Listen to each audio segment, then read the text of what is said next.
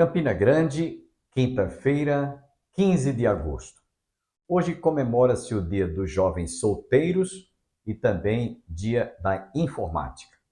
Mas eu quero me dirigir aos jovens solteiros, principalmente aqueles que muitas vezes se entregam às drogas, se entregam aos vícios, aos prazeres efêmeros da carne. Quantos jovens hoje estão prejudicados porque alimentaram determinados vícios em seus corações? Como também em relação ao casamento. Todo jovem, toda moça sonha um dia em casar e ser feliz. Por isso, é bom que você busque a orientação de Deus quanto à escolha do seu cônjuge. Alguém já disse que se você quiser casar, ou quando pensar em casar, escolha a boa filha que respeitou, que tratou, que considerou e honrou seu pai e a sua mãe. Como também, moça, se você pretende um dia casar, sonha em casar, procure saber se o seu futuro esposo foi um bom filho. Um bom filho será um bom marido. Uma boa filha será uma boa esposa. E seu pai e sua mãe é quem vão dizer o que você representa para eles. Portanto, fica aqui a nossa recomendação nesse Dia dos Jovens Solteiros. Logo mais estaremos ouvindo a conclusão desta palavra que nós recebemos na última semana e você vai ouvir e atentar para aquilo que Deus tem para o seu coração. Eu quero deixá-los agora com esta música para o seu elevo espiritual.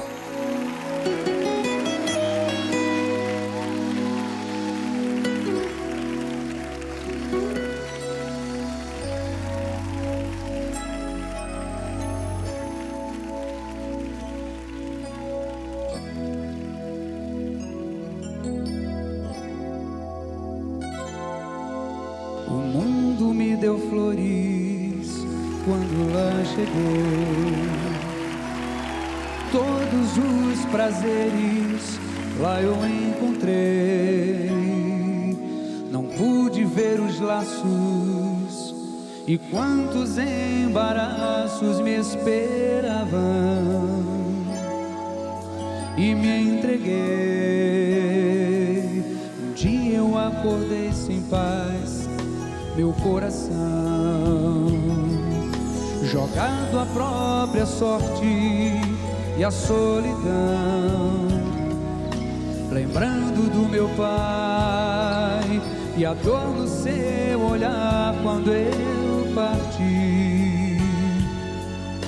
Eu resolvi voltar e aos seus pés me humilhar, dizendo: Senhor, não mereço teu perdão, como o teu servo mais humilde quero ser.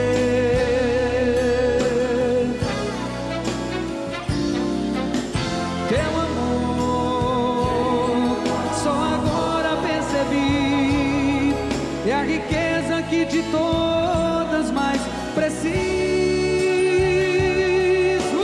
ter. Com ternura me abraçou, os meus erros esqueceu, e em festa meu regresso anunciou. Quem no mundo pode dar sem recompensa e esperar uma tão marcante prova de amor?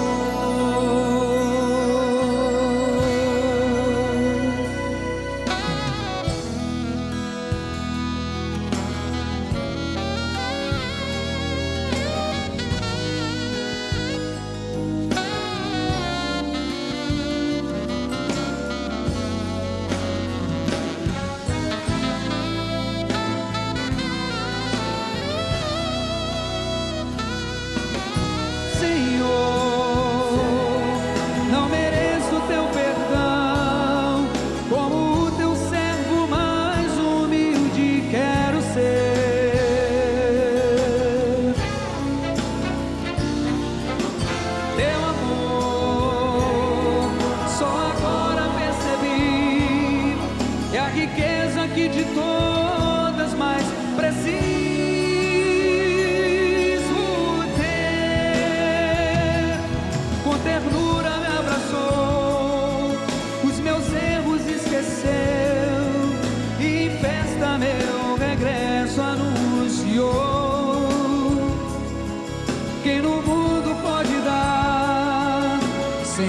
recompensa esperar uma tão marcante prova de amor.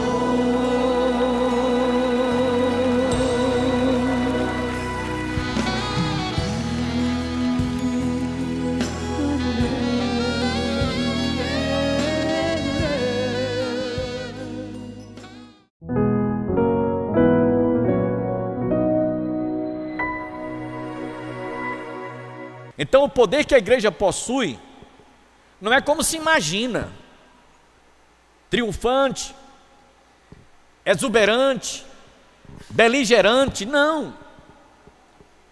Ela tem um aspecto espiritual. Esse poder é sobrenatural. E é contra todos os poderes espirituais da maldade, contra os dardos inflamados do maligno. Não é contra a carne nem contra o sangue. Por exemplo, a ideia que a gente tem é que esse poder vai nos levar sempre a sermos vitoriosos, triunfantes. É que esse poder vai fazer com que nós estejamos sobre toda e qualquer crise, sobre toda e qualquer dificuldade, para que você realmente se sinta forte, poderoso. Não, senhores. Esse poder vai me capacitar até nos momentos de fraqueza, nos momentos em que eu esteja sendo perseguido ou até ameaçado de ser morto, para que eu possa suportar por amor a Cristo, por causa do nome de Jesus. E é por isso que eu gostaria de lembrar aos irmãos que este poder, por exemplo, Paulo escrevendo aos Efésios capítulo 4, versículo 13, ele diz: tudo posso naquele que me fortalece. Esse versículo isoladamente dá essa ideia que você vai ser sempre triunfante, vitorioso, nada vai levá-lo a passar por alguma dificuldade ou por alguma situação de adversidade difícil. Se você ler o contexto do capítulo 4 de Efésios, você vai perceber, inclusive dos versículos 10 a 12, que esses versículos, eles dão uma resposta àquilo que Paulo afirmou: tudo posso naquele que me fortalece. Preste atenção para que você entenda a interpretação desse versículo, que para alguns é um versículo triunfalista, é um versículo que o cristão ele deve estar sempre na crista da onda. Não, senhores. Olha o que é que Paulo diz aqui no capítulo 4, versos 10 a 12. Efésios capítulo 4, versículo 10 a 12. Aquele que desceu é também o mesmo que subiu acima de todos os céus para encher todas as coisas. Ele mesmo concedeu uns para apóstolos, outros para profetas, outros para evangelistas, outros para pastores e mestres, com vista ao aperfeiçoamento dos santos, para o desempenho do seu serviço, para a edificação do corpo de Cristo, até que todos cheguemos à unidade da fé e do pleno conhecimento do Filho de Deus, a perfeita varonilidade, à medida da estatura de Cristo. Nós vamos encontrar, portanto, Paulo falando ainda aos filipenses também, que esta igreja ela não estaria isenta de passar pelo que ele passou. E ele diz isso também escrevendo aos Filipenses, capítulo 4: alegrei-me sobremaneira no Senhor, porque agora uma vez mais renovastes a meu favor o vosso cuidado, o qual também já tinhais antes, mas vos faltava a oportunidade. Olha o que ele diz aqui: digo isto não por causa da pobreza, porque aprendi a viver contente em toda e qualquer situação, tanto sei estar humilhado, como também ser honrado. De tudo e em todas as circunstâncias já tenho experimentado tanto de fartura como de fome, assim de abundância como de escassez. Aí é quando ele diz: tudo posso naquele que me fortalece. A igreja, meus irmãos, ela foi revestida deste poder para estar em nome do Evangelho, por causa do Senhor Jesus, que é o cabeça da igreja, vivendo momentos áureos, de bênçãos, mas também momentos difíceis de perseguição, de lutas. E aí você vai ver o exemplo de Estevão, morrendo por apedrejamento. E naquela hora, para conforto do seu servo, ele disse: eu vejo os céus abertos e o Filho do Homem em pé à destra de Deus Pai. Como que se Jesus, a Bíblia diz que Jesus está sempre assentado à direita de Deus Pai, mas naquela hora Estevão teve a visão do Senhor em pé para recebê-lo como primeiro mártir. E ele estava sendo morto por apedrejamento. Então naquela hora ele estava sendo revestido de poder, para naquele momento, tendo aquela visão gloriosa, morrendo, abatido porque estava sendo, naquela hora, tendo morte por apedrejamento. Se você analisar a carta do escritor sagrado aos Hebreus, capítulo 11, nós encontramos ali, meus irmãos, uma relação de cristãos, homens e mulheres que sofreram e padeceram. Diz lá no capítulo 11, no versículo 38, aliás, versículo 11, capítulo 11, versículos 20 e pouco, 23, salvo engano, que alguns foram serrados pelo meio. Imagine uma serraria, aquela que tem aquele disco, né, serrando madeira, alguém ser colocado ali e foi serrado por causa do nome de Jesus. Imagine isso aí na sua cabeça. E naquela hora, é como se aquele cristão estivesse sendo, fosse um fracasso, uma derrota. Não, ele estava provando ali o poder de Deus, de não negar o nome de Jesus, mesmo na situação de morte. E é por isso que você vê a igreja durante toda a sua história, sofrendo todo tipo de atrocidades, muitos mártires sendo jogado nas arenas, sendo comido pelas bestas feras, pelos leões famigerados, com fome, famintos, mas eles não negaram o nome de Jesus. Isso é poder de Deus.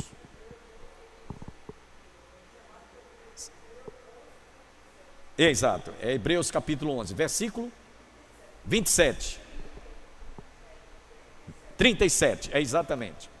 Então observem que diante desse quadro, esse poder de Deus, ele mostra também que ele é válido, que ele tem também a sua funcionalidade em momentos de perseguição, em momentos de lutas. Aí você diz assim, ou um homem natural pode dizer assim: como é que a pessoa está morrendo, sendo apedrejado, sendo torturado, sendo martirizado, e dizer que isso é o poder de Deus? Sabe por quê? Porque o homem natural não entende as coisas do Espírito, e na circunstância de que alguém está morrendo por causa do nome de Jesus, dificilmente ele o faria, se não fosse revestido por este poder. Dificilmente. Mas lá no verso 38 da carta do escritor sagrado aos Hebreus, diz que esses homens que tiveram esse fim trágico, de perseguição, de morte, de tortura, de martírio, estes homens, dos quais o mundo não era digno. E lá no capítulo 12 da carta aos Hebreus, você vai ver que ele diz assim: portanto, eis que há diante de nós uma tão grande nuvem de testemunhas. Que testemunhas são estas? São aqueles que Jesus disse: vós sereis minhas testemunhas, tanto em Jerusalém, Judeia, como em Samaria e até os confins da terra. O testemunho destes cristãos, meus irmãos, ficou registrado para mostrar que mesmo assim, Deus reveste os seus filhos de poder, que é como se ele não tivesse sentido tortura, não tivesse sentido apedrejamento, o caso de Estevão, não tivesse sendo cerrado pelo meio, como diz no verso 37, porque Deus dá todo o conforto, toda a força, toda a graça, para que ele realmente suporte aquilo por causa do nome de Jesus. E o exemplo mais claro, meus irmãos, foi quando Jesus foi preso. Já citei para vocês, Pedro queria puxar uma espada, e ele disse: será que se eu quisesse não poderia pedir ao Pai, ele me mandaria uma legiões de anjos? Segundo segundo os cálculos da força do exército, nos dias de Jesus, sobre o Império Romano, uma legião de anjos equivaleria a 6.000 homens. E Jesus disse: você precisa de saber que se eu quisesse, eu pediria ao Pai 12 legiões de anjos. Você imagine multiplicado por 6.000, 72.000 estaria ali. Mas ele disse: para que se cumpra a Escritura, convém que tudo isso aconteça.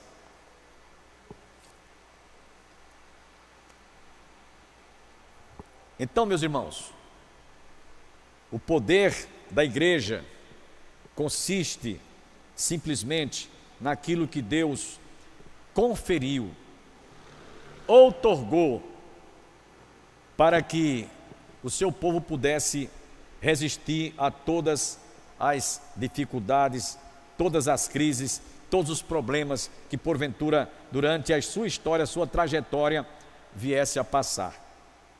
Esse poder foi conferido ao corpo de Cristo. Ao corpo de Cristo. E aí Jesus fala aqui, no versículo que eu li para vocês, João 20, 22, voltando aqui para o texto, ele soprou sobre eles e disse: recebei o Espírito Santo. É preciso que você procure descobrir, ou sentir, ou saber se você realmente tem essa força, esse dínamo, que é o Espírito Santo, para em momentos de fraqueza, em momentos de luta, em momentos de perseguições, em momentos de dificuldades, você possa resistir e suportar essas situações.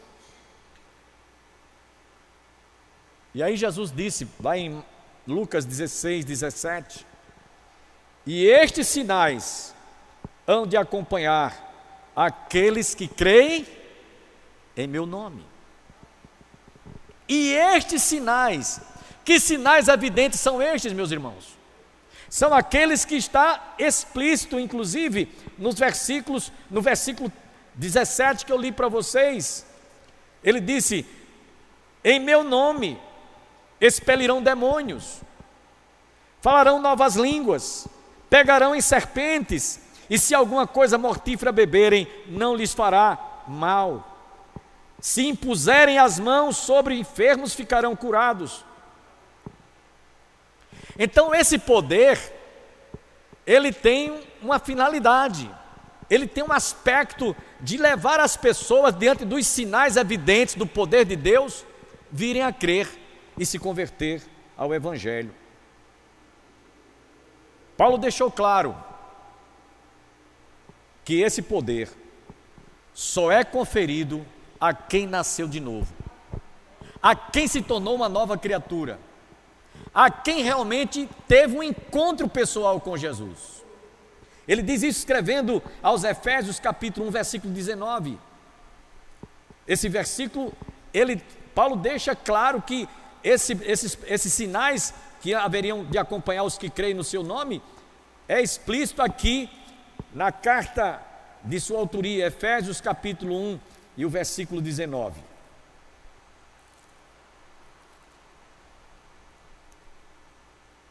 E qual a suprema grandeza do seu poder, para os que cremos, segundo a eficácia da força do seu poder. Eu vou repetir o texto. E qual a suprema grandeza do seu poder, para com os que cremos, segundo a eficácia da força do poder de Deus. No verso 19 do texto, Paulo diz: e qual a suprema grandeza do seu poder com os que cremos, segundo a eficácia do seu poder. Ele está, meus irmãos, dando essa confirmação. Paulo sabia perfeitamente quem era Paulo, quem fora Paulo antes de se converter, um perseguidor, cheio de força, cheio de autoridade, de poder, com a carta dada pelos membros do Sinédrio para perseguir, matar e levar muitos cristãos a serem presos, a exemplo de Estevão, que foi morto por apedrejamento. E agora Paulo, mais tarde, depois da sua conversão, sofrendo todo esse tipo de perseguição, de tanta coisa, conforme ele descreve. Em Coríntios ele fala sobre isso, tantas vezes foi preso, foi em naufrágio, fome, nudez, e perseguido, e maltratado, e etc. Ele diz isso claramente, mas ele suportou e resistiu tudo isso por causa do poder de Deus na sua vida, a eficácia do seu poder. Concluindo, meus irmãos, porque esse estudo tem muito a ver com o poder, o título é o poder da igreja, e o poder da igreja não depende de poderes desta vida, mas do poder de Deus, manifesta através do Espírito Santo. Chegamos à seguinte conclusão: as promessas que Deus fez lá no Velho Testamento, através dos profetas menores e profetas maiores, elas se cumpriram no dia de Pentecostes. Amém? Se cumpriram no dia de Pentecostes, porque as promessas de Deus são irrevogáveis. Irrevogáveis. Segunda coisa, esse poder sobrenatural é um revestimento de poder sobre a vida daqueles que confessam o nome de Jesus, para que eles possam resistir os dias maus. E é por isso que você às vezes vê uma pessoa sofrendo muito, às vezes sendo perseguida em casa pelo cônjuge que é descrente, ou às vezes os filhos, ou os pais, ou no trabalho, e ele permanece firme, ele não retrocede, mesmo sendo humilhado, mesmo sendo perseguido, ele está simplesmente resistindo tudo isso através do poder de Deus.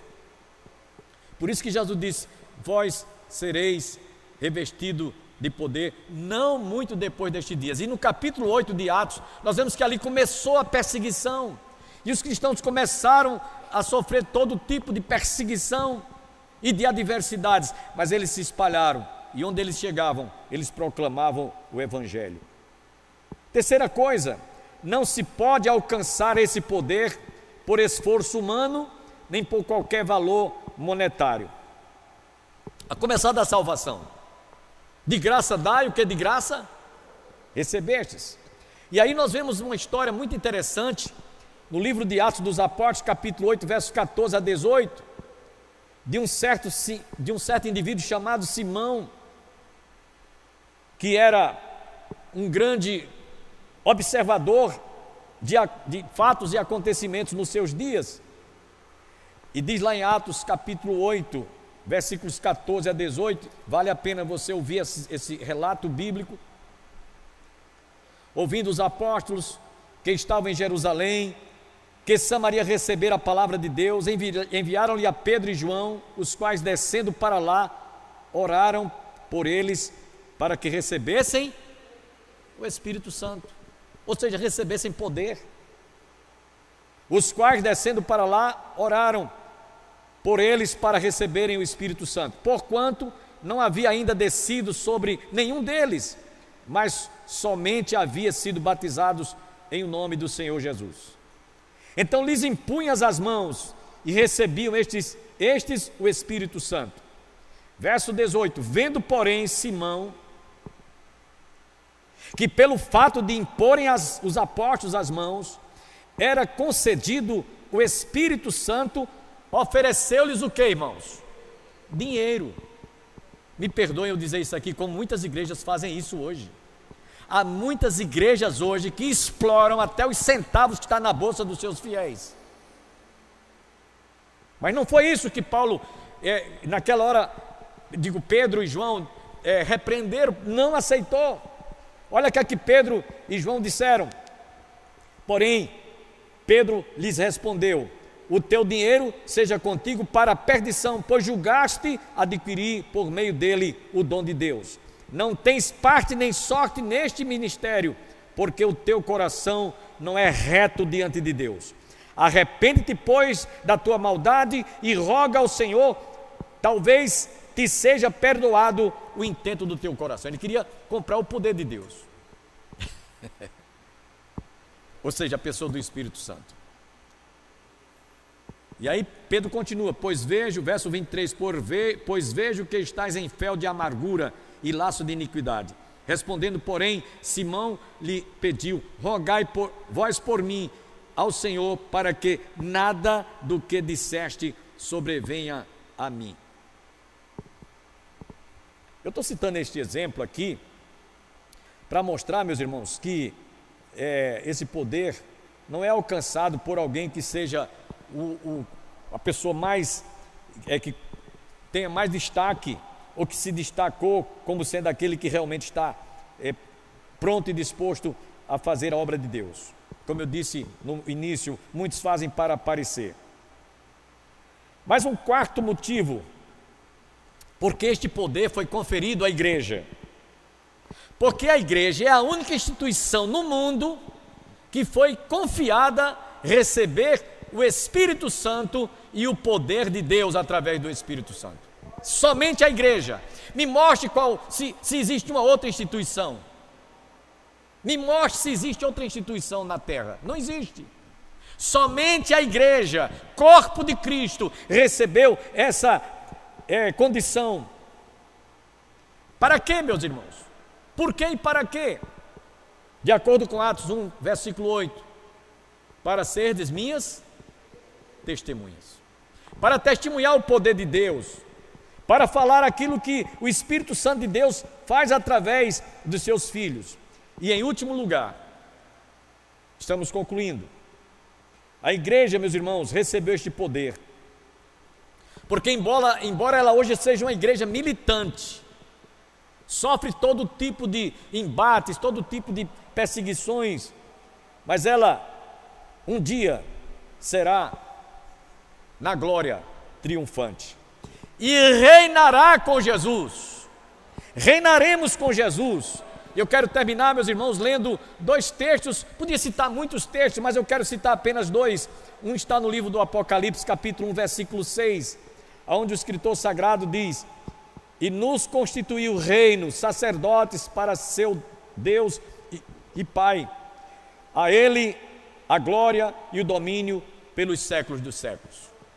Somente a igreja reinará pelos séculos dos séculos. E ainda no livro do Apocalipse, capítulo 3, versículo 21.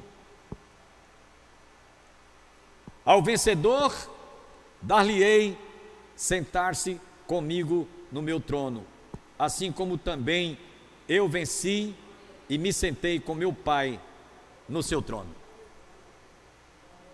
Então, meus irmãos, o poder da igreja não consiste em coisas materiais, não consiste em armas, não consiste em poder aquisitivo, não consiste em que ela seja uma grande religião que se destaca das demais, mas como membro do corpo de Cristo, essa igreja a qual Ele comprou com o seu precioso sangue, derramou o seu sangue, mais tarde Ele soprou sobre eles.